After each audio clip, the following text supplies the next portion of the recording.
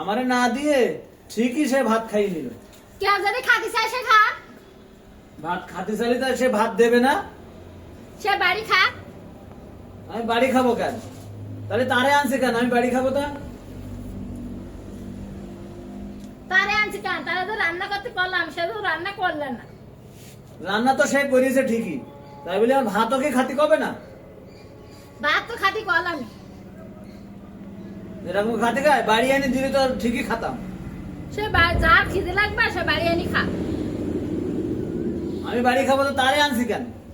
সে যদি বাড়ি খায় খাক গা, না খালি না খাক গা, আমার কোনো যায় আসে না। যা আসে না ঠিক আছে, সরকার তো বলেছে দুটো বিয়ে করার কথা। আমি আজকে যাবো একটা বিয়ে করতে।